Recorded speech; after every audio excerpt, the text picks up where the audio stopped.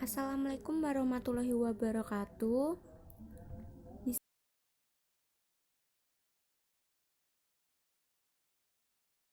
Di Manajemen Berbasis Sekolah atau MBS. Perkenalkan, saya Vita Pilasinoladani. Kalian bisa mengunjungi web yang tertera di layar. Peningkatan mutu pendidikan merupakan sasaran pembangunan di bidang pendidikan nasional dan merupakan bagian integral dari upaya peningkatan kualitas manusia Indonesia secara menyeluruh. Mengapa sekolah membutuhkan sebuah model MBS?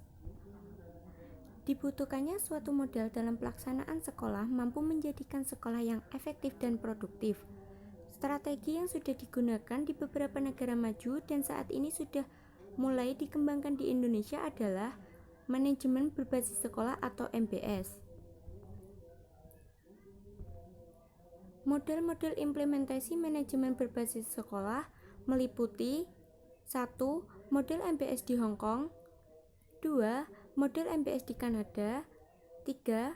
Model MBS di Amerika Serikat, 4. Model MBS di Inggris, 5. Model MBS di Australia, 6. Model MBS di Perancis, 7. Model MBS di Nicaragua, 8. Model MBS di Selandia Baru, 9. Model MBS di El Salvador, 10. Model MBS di Madagaskar, dan yang terakhir yaitu 11 model MBS di Indonesia. Yang pertama yaitu model MBS di Hong Kong. Di Hong Kong, MBS disebut The School Management Initiative SMI atau Manajemen Sekolah Inisiatif.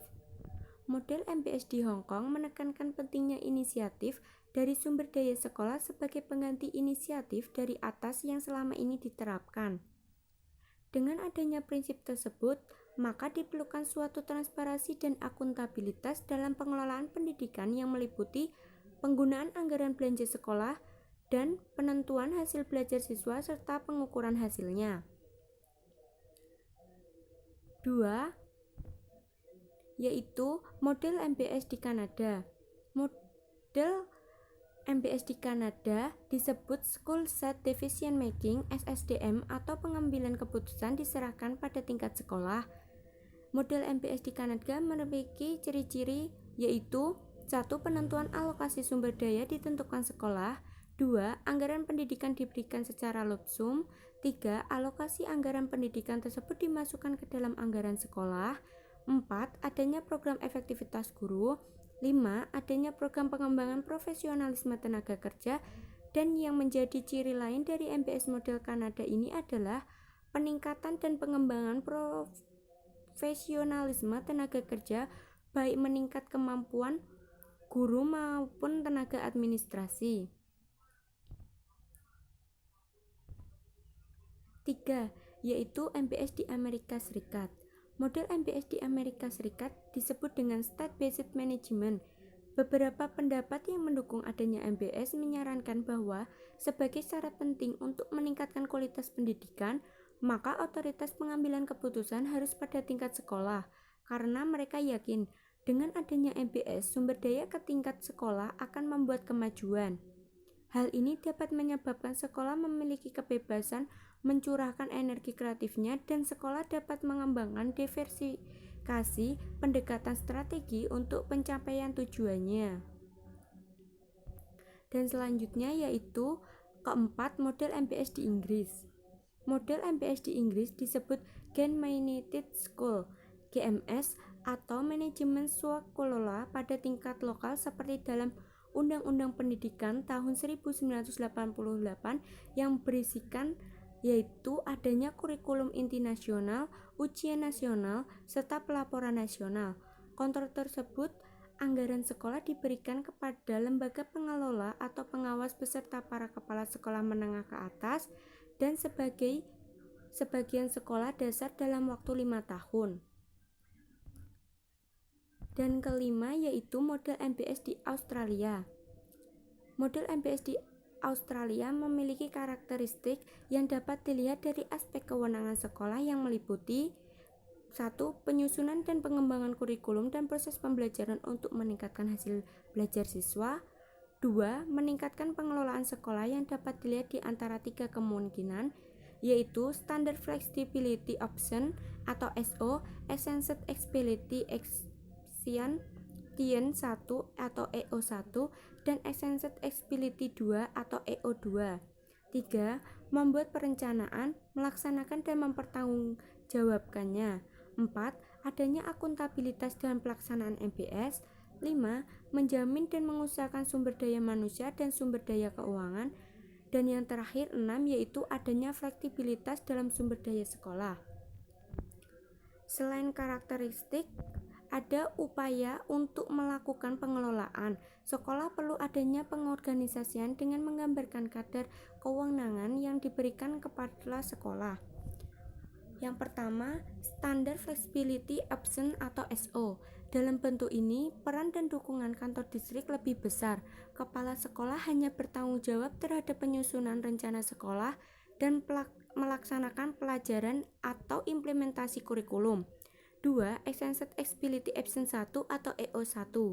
Dalam bentuk ini, sekolah bertanggung jawab untuk menyusun rencana strategi sekolah. Dan ketiga yaitu Extended Flexibility Option 2 atau EO2. Keterlibatan distrik di sini sangat sedikit, hanya berperan sebagai lembaga konsultasi. Selanjutnya yaitu keenam, model MBS di Prancis. Di Prancis, otoritas lokal memiliki tanggung jawab terhadap dukungan finansial. Kekuasaan badan pengelola sekolah menengah atas diperluas ke beberapa area. Masing-masing sekolah menerima anggaran secara langsung terhadap jam pengajaran guru dan kepala sekolah menentukan jenis staf yang dibutuhkan. Dan yang ketujuh yaitu model MBS di Nicaragua. Model MBS di Nicaragua difokuskan pada pendesentralisasikan pengelolaan sekolah dan anggaran sekolah yang keputusannya diserahkan kepada Dewan Sekolah yang mencakup 4 tahapan penting, yaitu desentralisasi kebijakan, perubahan organisasi sekolah, kondisi lokal dan sejarah organisasi, dan hasil yang diharapkan. 8. Model MBS di Selandia. Model MBS di Selandia Baru, komite atas dikontrol dan dikelola sekolah. Untuk sekolah dasar, anggotanya terdiri dari warga setempat dan dipilih setiap 2 tahun. Tetapi sebagian besar sekolah menengah atas dikontrol dan dikelola oleh Dewan Gubernur yang keanggotanya kebanyakan dari orang tua siswa dan anggota masyarakat lainnya. 9. Yaitu model MBS di El Salvador. Model MBS di El Salvador tersebut dengan Community Management School program yang kemudian dikenal dengan akronim bahasa Spanyol EDUCO atau Education Participation de la Comunidad, yang artinya mendesentralisasikan pengelolaan sekolah negeri dengan cara meningkatkan keterlibatan orang tua di dalam tanggung jawab menjalankan sekolah. 10. Model MBS di Madagaskar. Model MBS yang diterapkan di sini difokuskan kepada implementasi MBS diarahkan di dalam kerangka kerja dengan melibatkan masyarakat desa, tidak hanya untuk merehabilitasi, membangun dan memelihara sekolah-sekolah dasar, tetapi juga melibatkan dalam pengelolaan dan pensupervisian sekolah dasar. Dan yang terakhir yaitu 11, model MBS di Indonesia. Model MBS di Indonesia disebut Manajemen Peningkatan Mutu Berbasis Sekolah atau MPMBS.